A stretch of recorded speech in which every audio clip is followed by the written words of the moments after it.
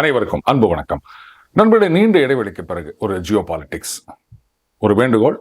ஐயோ, மறுபடியும் ஜியோ பாலிட்டிக்ஸா அப்படின்னு நண்பர்கள் யோசிக்க வேண்டாம். மறுபடியும் இதுதான் நான் சொல்கிறேன். உலகத்தில் எங்கேயோ ஒரு மூலையில் நடக்கிற விஷயம் உங்கள் வீட்டு அடுப்படி வரைக்கும் வந்து பாதிப்பை ஏற்படுத்தும். அதனால் இதை தெரிஞ்சுக்க வேண்டியது, முன்னெச்சரிக்கையாக இருக்க வேண்டியது ரொம்ப ரொம்ப அவசியம். ரைட்.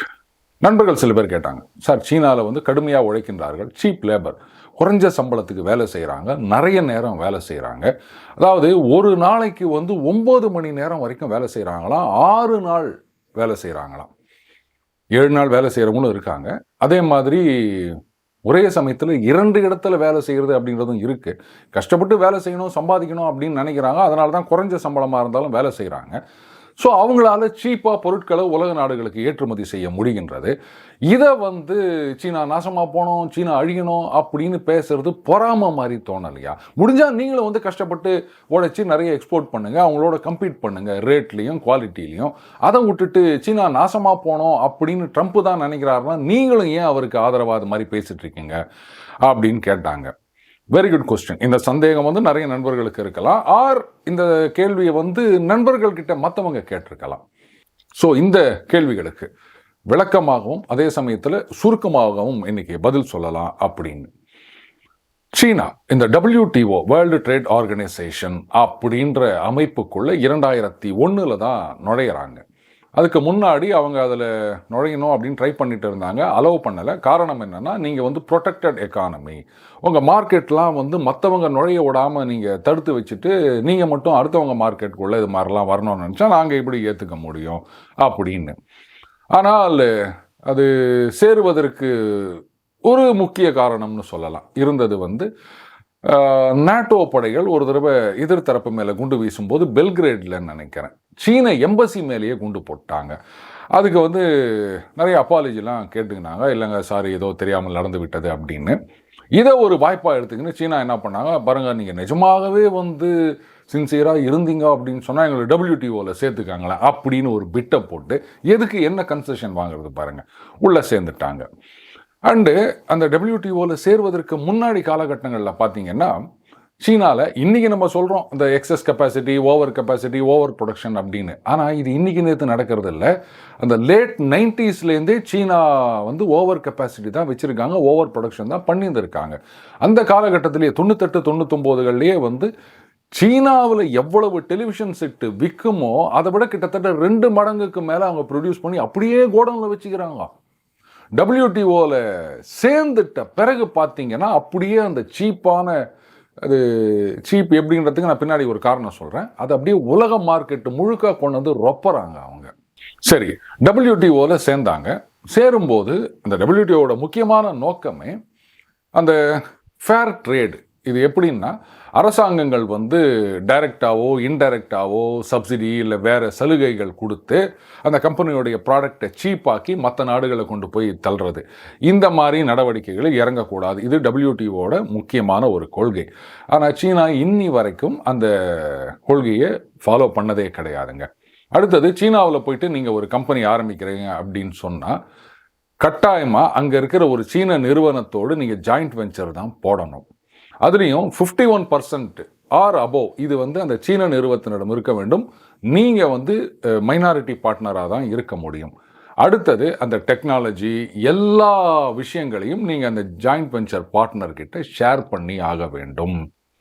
இந்த கண்டிஷனோடு இருந்தால் எங்கள் ஊருக்கு வந்து கம்பெனி இல்லாட்டா வராத. இதுதான் அங்கே இருக்கின்ற நடைமுறை. அடுத்தது, சீனாவில் இருக்கின்ற நிறுவனங்கள் ப்ரைவேட் அப்படின்னு சொல்லுவாங்க, ஆனால் எல்லாமே இன்டைரக்ட்லி கட்சிக்காரங்க ஓண்டு. அந்த உண்மையான ஒரு ப்ரைவேட் என்டர்பிரைஸ் அப்படின்னா அலிபாபான்னு சொல்லலாம். ஜாக்மா, அவரை பற்றி நீங்கள் கேள்விப்பட்டிருப்பீங்க. இன்றைக்கி கூட வந்து அலிபாபா அந்த ஆப் இருக்குது, வெப்சைட் இருக்குது. நல்லா கிடுகிடுன்னு வளர்ந்தாருங்க. இந்த அமேசான் எப்படியோ அதுக்கு போட்டி போடுற அளவுக்கு பெரிய அளவில் வளர்ந்தார். அண்டு உலகம் முழுக்க அவங்க வந்து சப்ளை பண்ணிட்டு இருந்தாங்க. அதாவது சைனீஸ் மேனுஃபேக்சரர் டைரெக்டாக அவங்கள வந்து கஸ்டமரோட லிங்க் பண்ணி சில பொருட்களுடைய அந்த விலைப்பட்டியல் போடுறோம் பாருங்களேன், ஆச்சரியமாக இருக்கும் உங்களுக்கு. இந்த போலோ டிஷர்ட் போடுறோம்ல, இதெல்லாம் அஃப்கோர்ஸ் அது லிமிட் இருக்குது. சாதாரணமாக 5 பீஸ் வாங்கினீங்கன்னா 1.85 ரூபாயாம். அப்படியே வாயை பொழுதுன்னு பார்க்குறேன் நான். அண்டு 5,000 அப்படி வாங்கினா 52 ரூபான்னு சொல்கிறாங்க. 10,000 அண்ட் அபோவ் வாங்கினா 32 ரூபாய்க்கு கொடுக்குறாங்களாம் இந்த போலோ டிஷர்ட். எப்படிங்க? தைய கூலியை விடுங்க, ஏதோ மெஷின் ஆட்டோமேட்டட் அப்படின்னு வச்சிங்கன்னா கூட அந்த துணி காசு என்ன ஆகுது? 32 ரூபாய்க்கு இதெல்லாமா? ஆனால் அதுதான் உண்மை. இப்போ 10,000 பீஸ் அப்படின்றது ஒரு பெரிய கடை வச்சுக்கிறவங்களுக்கு பெரிய விஷயமே கிடையாதுங்க. ஒரு 4-5 கடைக்காரங்க ஒன்றா சேர்ந்து எல்லாம் ஒரு லாட்டாக எடுத்துக்கின்னு அதுக்கப்புறம் அதை வந்து அவங்க டிஸ்ட்ரிபியூட் பண்ணாங்கன்னு சொன்னால் 32 ரூபாய் 300 ரூபா வரைக்கும் விற்கலாம். எப்படி அவங்களால இந்த மாதிரிலாம் கொடுக்க முடியுது? கொஞ்சம் நம்ம யோசிக்கணும். அலிபாபா இப்படித்தான் வளர்ந்தது. ஆனால் எக்கு தப்பா அவர் பாட்டுக்கு ஏதோ கருத்து சுதந்திரம்னு எதையோ ஒன்று பேசி போட்டாருங்க. திடீர்னு காணாமல் போயிட்டார். பல மாதங்கள் ஆள் எங்கே இருக்காருன்னே தெரியல. அதாவது அவர் கம்பெனியோட ஐபிஓ ரிலீஸ் பண்ணுறதா இருந்து உலகத்திலேயே மிகப்பெரிய ஐபிஓ அப்படின்னாங்க, ஊற்றிக்கிச்சு. அதுக்கப்புறமா அவர் எங்கெங்கேயோ மற்ற நாடுகள்லாம் அப்படி இருந்ததா சொல்கிறாங்க. இப்போ மறுபடியும் வந்திருக்காரு. ஆள் வந்து அப்படியே மாறி போயிட்டார். அண்டு இப்போ வந்து டோலர்கள் வாழ்க அப்படின்னு பாட்டு பாடாத குறை அந்த அலிபாபா இயங்கி கொண்டிருக்கின்றது. ஆனால் அவருடைய வெல்த் அப்படின்றது பெரும்பகுதி சரிந்து விட்டது. இதுதான் வந்து பிரைவேட் என்டர்பிரைசஸோடைய நிலைமை அங்கே. அண்டு எல்லா நிறுவனங்களிலும் அந்த கட்சிக்காரங்க தான் இருப்பாங்க. இன்டைரக்டாக கட்சிக்காரங்க தான் வந்து அது முதலாளியாகவும் இருப்பார்கள். ஸோ இந்த சீனாவை பொறுத்த வரைக்கும் அவங்களோட ஸ்டாக் எக்ஸ்சேஞ்சில் இந்த லிஸ்ட் பண்ணியிருக்க கம்பெனிகள் இருக்கு இல்லையா, up to 99% of the companies ஏதோ ஒரு விதத்தில் அரசாங்கத்துடைய சப்சிடி சலுகை இதை பெற்றுக்கொண்டிருக்கின்றார்கள். அதனால் சரி, நீங்கள் ஒரு பொருளை தயாரிக்கிறீங்க. இப்போ உதாரணத்துக்கு இந்த டிஷர்ட்டை எடுத்துக்கலாமே, அதுலேருந்து வந்து உங்களுக்கு லாபம், இந்த தைய கூலி எல்லாம் வச்சா உங்களுக்கு 50 ரூபா வருது அப்படின்னா, இப்போ கவர்மெண்ட் ஒரு சொக்காய்க்கு 18 ரூபா அப்படின்னு நாங்கள் சப்சிடி கொடுக்குறோன்னு சொன்னால் 32 ரூபாய்க்கு உங்களால் விற்க முடியும். புரியுதுங்களா? அதனால் ஆக்சுவல் காஸ்ட் என்னென்ன பற்றி நீங்கள் கவலைப்பட வேண்டிய அவசியம் கிடையாது. சப்சிடி வந்துடும். அது இன்டெரக்டாக வருதுன்றதுனால உங்களுக்கு அது கணக்கு காட்ட வேண்டிய அவசியம் கிடையாது. வெளில 32 ரூபாய்க்கு நீங்கள் விற்கலாம். வேறு எந்த நாட்டில் இருக்கவனும் உங்களோட போட்டி போட முடியாது. அடுத்தது அங்கே இருக்க வங்கிகள், அது எல்லாமே அரசு வங்கிகள் தான். அவங்க என்ன பண்ணுவாங்க, இந்த நிறுவனங்களுக்கு கடன் கொடுப்பாங்க. Very low interest. அந்த இன்ட்ரெஸ்ட்டுக்கு நம்ம ஊர்லலாம் பார்த்தீங்கன்னா ஒரு 8%, 10% அப்படின்னா அங்கெல்லாம் 2%, 3% இப்படிலாம் கொடுப்பாங்க. அண்ட் அந்த கம்பெனி லாஸ் மேக்கிங் ஆகுது அப்படின்னு வச்சுக்கோங்களேன், ஐயா என்ன இந்த ஆள் வந்து பணத்தை திருப்பி கட்டலையே அப்படின்னு ஆளெல்லாம் அனுப்ப மாட்டாங்க. இன்னும் நிறைய லோனை தூக்கி கொடுப்பாங்க. பரவாயில்ல வச்சுக்கோ அப்படின்னு. நிஜங்க, இப்படி தான் அங்கே நடக்குது. சரி, இதுக்கு மேலே லோன் கொடுக்க முடியல அப்படின்றீங்களா? சரி, என்ன பண்ணுவோம், நமக்கு வந்து வட்டியெல்லாம் வேணாம், அசலும் திரும்பி வரப்போகிறது கிடையாது, அதனால் பேசாமல் அந்த கம்பெனியில் இன்வெஸ்ட் பண்ணலாம் அப்படின்னு சொல்லிட்டு வங்கிகள் இந்த சோ கால்டு ப்ரைவேட் என்டர்பிரைசஸ் அங்கே போயிட்டு பணத்தை இன்வெஸ்ட் பண்ணுவாங்க. அதனால் லாபமா நஷ்டமா இதை பற்றி அந்த கம்பெனிகளுக்கு கவலையே இல்லை. அந்த அரசு பணம், அது மக்களிடமிருந்து வருகின்ற பணம், இப்படியெல்லாம் ஊடாடி நிற்குது. இந்த மாதிரியெல்லாம் நடப்பதனால தான் சீனாவால் இந்த அளவுக்கு லோ காஸ்ட்டில் உலகம் முழுக்க சப்ளை பண்ண முடியுது. சார், இந்த மாதிரியே வந்து அவங்க பணத்தை லாஸ் மேக்கிங்கில் இன்வெஸ்ட் பண்ணிக்கினே இருந்தாங்கன்னா அவங்க என்ன பண்ணுவாங்க அப்படின்னா, இப்படியே போனால் ஒரு காலகட்டத்தில் மற்ற நாடுகளில் எந்த கம்பெனியும் இருக்க முடியாது. உலகம் முழுக்க சீன தயாரிப்புகள் மட்டும்தான் இருக்கும். சார், இது கொஞ்சம் ஓவராக இருக்குது அப்படின்னு சொல்கிறீங்களா? சரி, இப்போ நான் சொல்கிறேன் பாருங்கள். இந்தோனேஷியாவில் ஸ்ரீடெக்ஸ் அப்படின்ற ஒரு நிறுவனம் கிட்டத்தட்ட 58 வருஷமாக இருந்ததுன்னு தான் நான் சொல்லணும். அந்த நிறுவனம் வந்து சவுத் ஈஸ்ட் ஏஷியாவில் சாக்ரட்டிஸில் மிகப்பெரிய ஒரு டெக்ஸ்டைல் இண்டஸ்ட்ரியாக இருந்ததுங்க. 2020 அவங்களுடைய சேல்ஸ் வந்து $1.3 பில்லியன், லாபம் மட்டும் $83 மில்லியன். அவங்க யார் யாருக்கெல்லாம் ஏற்றுமதி பண்ணியிருக்காங்கன்னு சொன்னால், அந்த நேட்டோ படைகள் யூரோப்பில் இருக்காங்க இல்லையா, அமெரிக்காலையும், அவங்களுக்கு அந்த கமோஃப்ளேஜ்னு சொல்லுவாங்க. அந்த இலையாக போட்டு அந்த மிலிட்ரிக்காரங்க ட்ரெஸ் போட்டு வருவாங்களே, அதை தான் கமோஃப்ளேஜ்னு சொல்லுவாங்க. அந்த உடைகள் இதை ஏற்றுமதி செய்தது அந்த நிறுவனம்.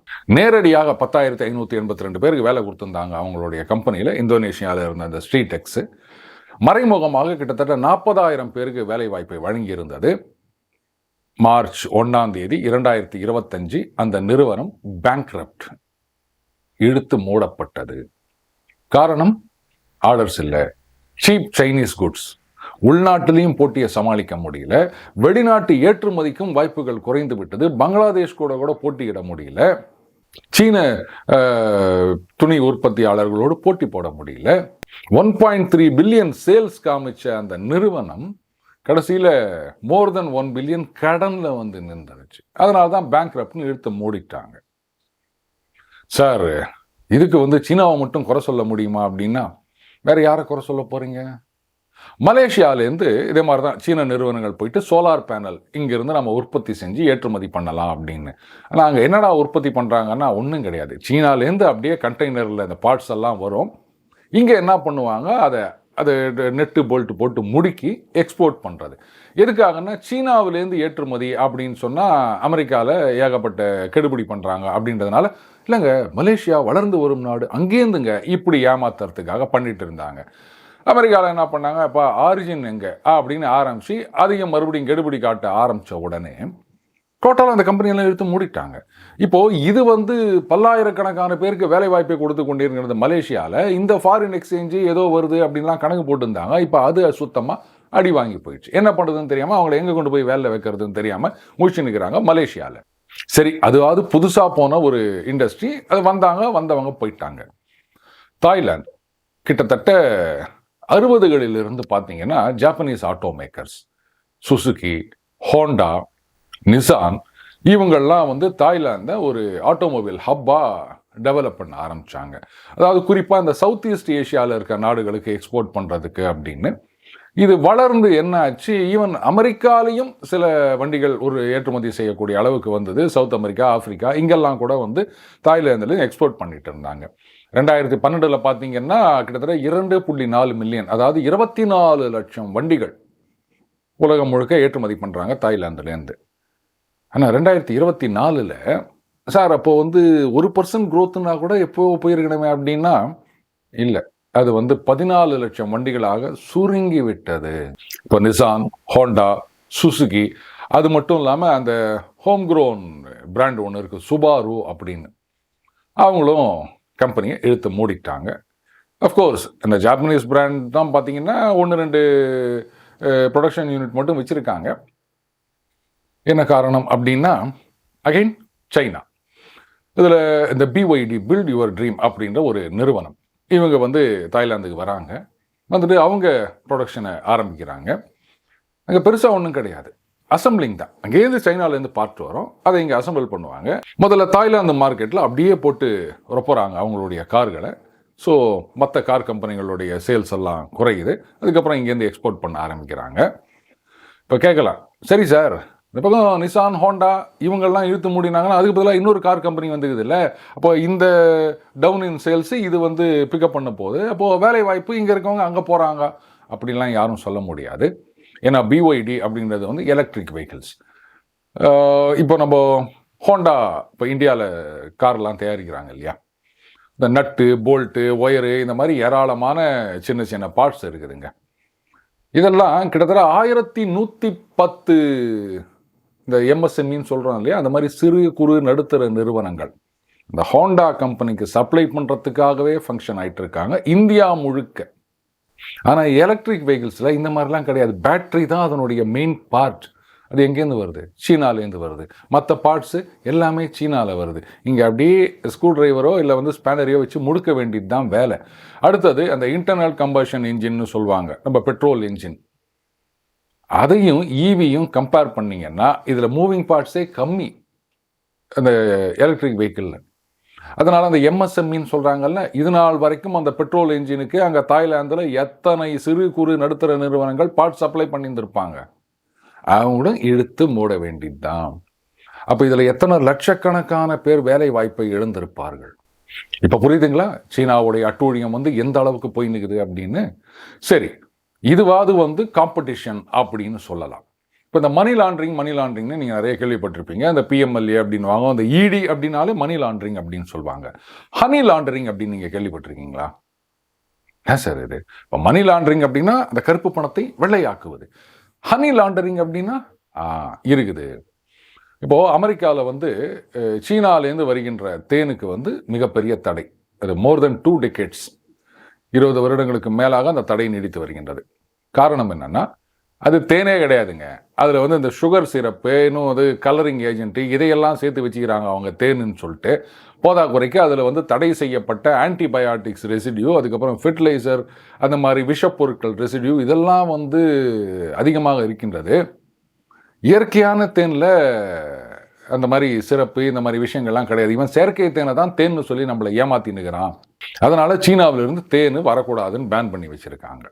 என்ன பண்ணுறாங்க இந்த சீனாக்காரங்க, அந்த தேன் இருக்கு இல்லையா, அதாவது செயற்கை தேன், ஆமாம், அதை பாட்டிலில் போட்டு, அந்த பாட்டிலில் ஒன்றுமே இருக்காது, பிளெயின் பாட்டில், அதை வியட்நாம், தாய்லாந்து, கம்போடியா, பஹாமாஸ் வரைக்கும் இந்த மாதிரி நாடுகளுக்கு எக்ஸ்போர்ட் பண்ணிவிட்டு அங்கே என்ன பண்ணுவாங்களாம், அது மேலே அவங்க ஊரில் தயாரித்த மாதிரி அவங்க பிராண்டை போட்டு அந்தந்த நாடுகள் இந்த ஸ்டிக்கரை ஒட்டி, ஸ்டிக்கர் ஒட்டுறது அப்படின்றது ஒரு இன்டர்நேஷ்னல் ப்ராக்டிஸ், அமெரிக்காவுக்கு ஏற்றுமதி பண்ணியிருந்திருக்காங்க.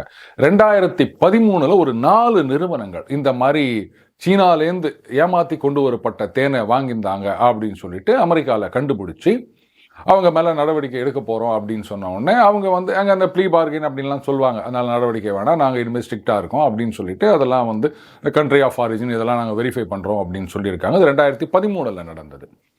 2023 யூரோப்பியன் யூனியனில் இந்த தேனீ வளர்ப்பவர்கள் இருக்காங்க இல்லையா, இவங்கெல்லாம் ஒரு பெரிய எதிர்ப்பை தெரிவித்துக் கொண்டிருக்கின்றனர். காரணம் என்னன்னா, இந்த தேனீ வளர்ப்பு, தேன் எடுப்பது அப்படின்றது ஒரு பெரிய இண்டஸ்ட்ரிங்க. அதாவது அந்த தேனீக்களுக்கான பெட்டிகள் அதை தயாரிக்கிறது, அதுக்கப்புறம் அந்த ராணி தேனீ இருக்கு பாருங்க, குயின் பீ, அதை வளர்த்து விற்று காசு பார்க்கறது அப்படின்னு ஏராளமான ஒரு பெரிய எக்கோசிஸ்டம் இருக்குது. அவங்க என்ன சொல்கிறாங்கன்னா, அது பாருங்க, நாங்கள் 1 கிலோ தேன் அது 3.25 யூரோக்கு விற்கிறோம், ஆனால் இந்த சீனாலேருந்து வர தேன் 1 யூரோக்கு கிடைக்குது. அப்போ ஜனங்க எதை வாங்குவாங்க?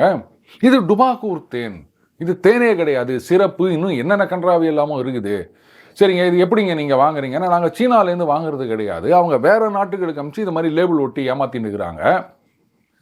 இவ்வளோ நாள் இந்த வியட்நாம், தாய்லாந்து, கம்போடியா இந்த மாதிரி நாடுகள் சொல்லியிருந்தோம் இல்லையா, யூகே, பிரிட்டனுக்கு சீனா இந்த மாதிரி அனுப்பிச்சு அங்கே லேபிள் ஒட்டி அனுப்புகிறாங்க அப்படின்றது அவங்களுடைய குற்றச்சாட்டு. 2023 யூரோப்பியன் யூனியனில் இருக்க தேனீ விற்பனையாளர்கள் சொல்லும் குற்றச்சாட்டு. பிரிட்டன்லேயே இந்த மாதிரி ஃப்ராடு பண்ணினுக்கிறான் சீனாக்காரன் அப்படின்னா அப்போ மற்றவங்களை என்ன பண்ண மாட்டான்? இதுக்கு என்ன பதில் சொல்ல போறீங்க? அப்போ குவாலிட்டி கிடையாது, அடுத்தவன் வயிற்றுல அடிக்கிறது, அடுத்த நாட்டில் இருக்க தொழிலை எல்லாம் ஒன்றும் இல்லாமல் செய்வது, இப்படியே பண்ணிட்டு நாளைக்கு எல்லாமே சீனாவிலிருந்து தான் வரும், சீனாவை நம்பித்தான் இருக்கணும் அப்படின்னா அதை எப்படிங்க நம்ம ஏற்றுக்க முடியும்? அதுக்காகவாது அந்த நாட்டை அடித்து நொறுக்க வேண்டாமா? சின்ன எக்ஸாம்பிள் சொல்கிறேன். இப்போ இந்த மொபைல் ஃபோன், நம்ம வீடியோக்களை 83% பேர் மொபைல் ஃபோனில் தான் பார்க்குறதா யூடியூப் ஸ்டாட்டிஸ்டிக்ஸ் கூறுகின்றது. இப்போ இந்த மொபைல் ஃபோன் தயாரிக்கிற ஒரு நிறுவனம் 4G அப்படின்றது அவங்களே கொடுக்குறாங்க, சரி, இந்த வைஃபையும் அவங்களே கொடுக்குறாங்க அப்படின்னு வச்சுப்போம். அதன் பிறகு அந்த பார்க்கின்ற சோஷியல் மீடியா பிளாட்ஃபார்ம் இருக்கு இல்லையா, அதையெல்லாமும் அந்த மொபைல் கம்பெனியே வாங்கிட்டாங்க அப்படின்னு வச்சுப்போம். அதுக்கப்புறம் அந்த மொபைல் கம்பெனியோடைய ஆப்ரேட்டிங் சிஸ்டம் இருக்கு இல்லையா, அதுவும் அந்த மொபைல் கம்பெனியே அதை வாங்கிட்டாங்கன்னு வச்சுப்போம். அதுக்கப்புறம் அந்த பிசி கம்ப்யூட்டரில் யூஸ் பண்ணுற சாஃப்ட்வேர் ஆப்ரேட்டிங் சிஸ்டம் இதெல்லாமும் அந்த மொபைல் கம்பெனியே வாங்கிட்டாங்க அப்படின்னு வச்சுப்போம். அதுக்கப்புறமா அந்த ஆன்லைன் மார்க்கெட்ஸ், அந்த அமேசான், ஃப்ளிப்கார்ட் இருக்கு இல்லையா, ஸோ இதே மாதிரி அவங்களும் ஒரு ஆன்லைன் மார்க்கெட் பிளேஸ் கொண்டு வராங்க அப்படின்னு வச்சுப்போம். அதுக்கப்புறம் அவங்களே பல பொருட்களை தயாரிக்க ஆரம்பிக்கிறாங்க அப்படின்னு வச்சுப்போம். அப்படி இல்லைன்னா அவங்க தான் மொத்தமாக வாங்கி அந்த பழத்துலேருந்து விவசாய பொருட்கள்லேருந்து எலக்ட்ரானிக்ஸ் ஐட்டம் வரைக்கும் எல்லாமே அவங்களுடைய மார்க்கெட்டில் விற்கிறாங்க அப்படின்னு வச்சுப்போம். அப்போ மற்ற கம்பெனிகள், கடைகளுடைய நிலைமை என்ன ஆகும் யோசிச்சு பார்த்தீங்களா? அமெரிக்காவில் பார்த்தீங்கன்னா இந்த மாதிரி நிறைய விஷயங்கள் வரும். அப்போ என்ன பண்ணுவாங்க, அந்த கம்பெனியை 2ஆக பிளந்துரு, இதை நீங்கள் தனியாக பண்ணணும், அதை நீங்கள் தனியாக பண்ணணும் அப்படின்வாங்க. இது நிறைய அந்த ஆன்டி ட்ரஸ்ட் அப்படின்னு சொல்லுவாங்க. இங்கே இந்தியாவில் மோனோபோலிஸ் அப்படின்னு சொல்லுவாங்க, இல்லை காம்படிஷன் கமிஷன் ஆஃப் இந்தியான்னு இப்போ சொல்லியிருக்காங்க. ஒரே நிறுவனமே எல்லாவற்றையும் வைத்துக் கொள்வது அப்படின்றது நாட்டுக்கும் மக்களுக்கும் நல்லதல்ல. இதுதான் இதுவரைக்கும் எல்லாரும் ஏற்றுக்கொள்ளக்கூடிய ஒரு சித்தாந்தமாக இருக்கின்றது. ஆனால் சீனா அப்படின்ற ஒரே நாடு அவங்க நாட்டில் தயாரித்து எக்ஸ்போர்ட் பண்ணி அடுத்தவனை நாசம் பண்ணுறது மட்டும் இல்லை, மற்ற நாடுகள்லையும் போயிட்டு கடையை விரித்து கம்பெனியை ஆரம்பித்து அந்த நாட்டில் இருக்க தொழிற்சாலைகளை இழுத்து மூடி அங்கே இருக்கிற மக்களை வேலை இல்லாதவர்கள் ஆக்குகின்றார்கள் அப்படின்னு சொன்னால் இதையெல்லாம் பார்த்துட்டு சும்மா இருக்க முடியுமா? நண்பர் ஒருத்தர் ஃபார்மா இண்டஸ்ட்ரியில் இருக்கார். அந்த கம்பெனிக்கிட்ட சீனாவில் இருக்க ஒரு நிறுவனம் அது ஒரு சில வருடங்களுக்கு முன்னாடி பிஃபோர் கொரோனான்னு வச்சுப்பாம ஒரு ஆன்டிபயாட்டிக் அதில் வந்து நம்ம இந்தியாவில் இருக்க அந்த நிறுவனம் தான் வந்து டாப், அதுதான் அவங்களுக்கு வந்து பெரிய ஒரு ஏர்னிங்ஸாகவும் இருந்தது.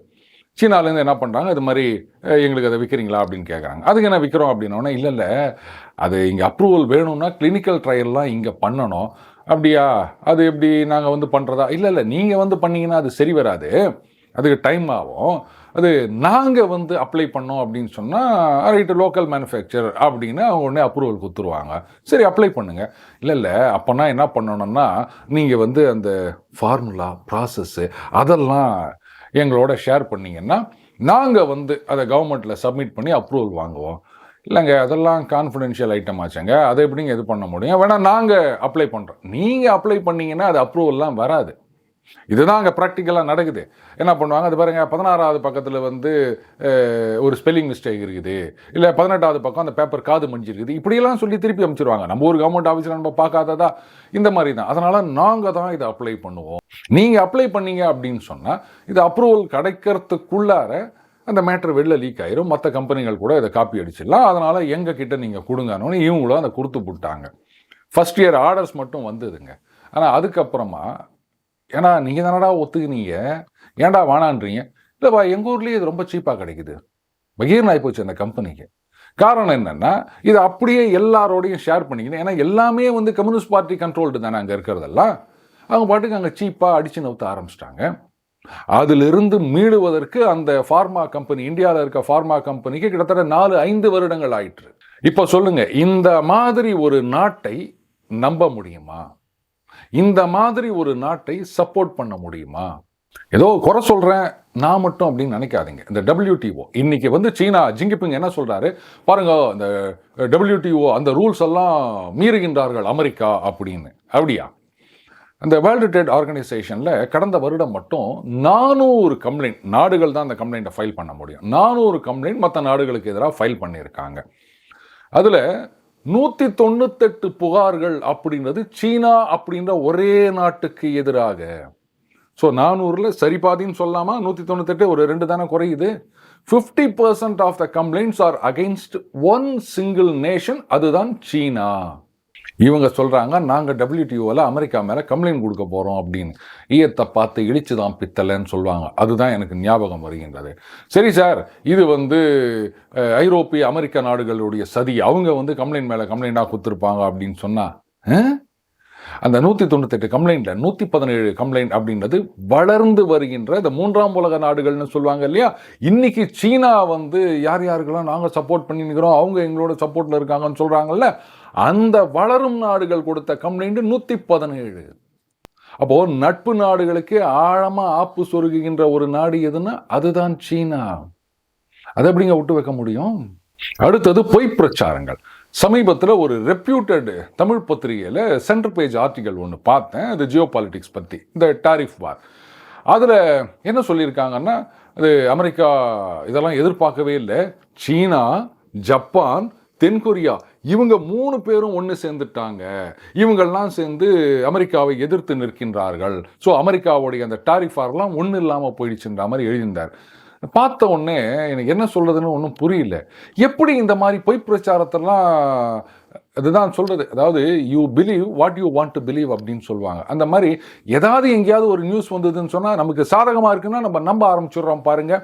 இது வந்து இன்றைக்கி மெயின் ஸ்ட்ரீம் மீடியாலேயே ரெஃப்ளெக்ட் ஆக ஆரம்பிச்சிடுச்சு, சோஷியல் மீடியாவில் மட்டும் இல்லை. ஆக்சுவலாக இந்த மாதிரி ஒரு செய்தி வந்தது, அதாவது ஜப்பான், சவுத் கொரியா, சீனா இந்த 3 நாடுகளும் வந்து இணைந்து அந்த அமெரிக்க டாரிஃப் வார் இதுக்கு வந்து ரிட்டாலியேட் பண்ண போகிறாங்க அப்படின்னு.